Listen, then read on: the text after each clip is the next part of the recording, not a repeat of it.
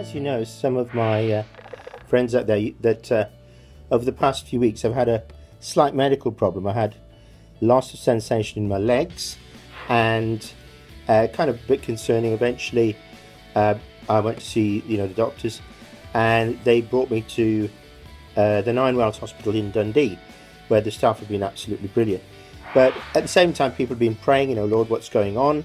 And so they did quite a lot of investigations on me in what they call the neurology ward.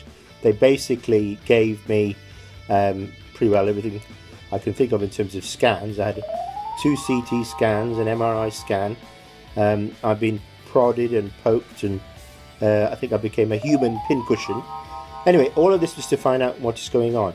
And they basically said that I had something called peripheral neuropathy, where something is basically causing the nerves not to work properly. The nerves that they were being affected were nerves to do with sensation. So I can move everything, but I just can't feel everything. Basically covering for about 2 weeks or so. Finally, on Friday, they did what was called a lumbar puncture, where they take some fluid out of the spine, which is a bit tricky, never mind. When they analysed it, they found quite a high level of protein, which indicates what they call inflammation or infection. They pump you full of steroids to effectively knock this out and then reduce the swelling of the nerves, and hopefully that gets them functioning again. So that's where I'm at the moment. So I'm receiving that treatment. I'm very aware of people praying. I'm also aware that God is telling me, this is all under his control, and so I've been staying in peace. I've been having a great time actually sharing the gospel with people on the ward. I'm just being friendly. I mentioned a few people to Joe, who got kicked by a horse and lost basically all feeling in his legs and other functions, bodily functions, for quite a few weeks, waiting for some surgery. So I shared the gospel with him, prayed for him, and he got some healing in one of his legs, which was great. Another chap called Harry, who's got very, very bad osteoarthritis, and possibly now has to have a neck operation so he doesn't get paralysed, but who has a church background but doesn't understand how God can allow suffering. So I kind of had to share with him that suffering doesn't come from God, but the gospel has answers to that, and it's taking a little time, but we're becoming friends, and I find out he lives not far from us. Another guy called Tom, a slightly older chap, who's a gardener in one of these big stately homes for the hoi polloi, and it was actually in the Church of Scotland in leadership role. So just encouraging him to read the Bible, and we've become friends. There's a young lad next to me called Tony, who's on a BiPAP like me, but he uses it through a hole in his neck. We need to pray for him that he'll get better, but also that God will shine his love in his heart. He's a really lovely lad. So all around us in places like hospitals, and all around us in life generally, there are people who need encouragement.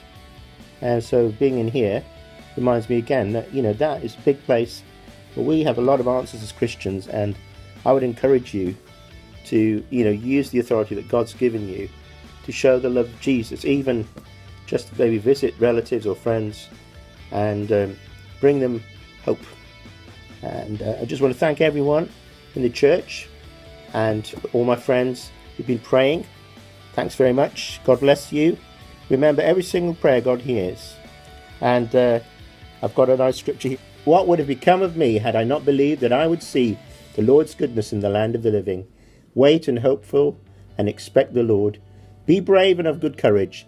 Let your heart be stout and enduring. Yes, wait for the Lord and hope for and expect the Lord. When evil men advance against me to devour my flesh, when my enemies and my foes attack me, including the unseen kind, they will stumble and fall.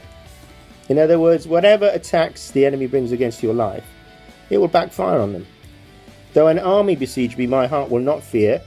Though war break out against me, even then will I be confident.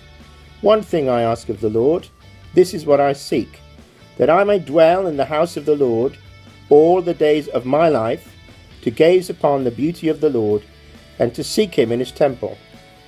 For in the day of trouble, and we all have days of trouble, he will keep me safe in his dwelling. He will hide me in the shelter of his tabernacle, and set me high upon a rock, above the enemies who surround me.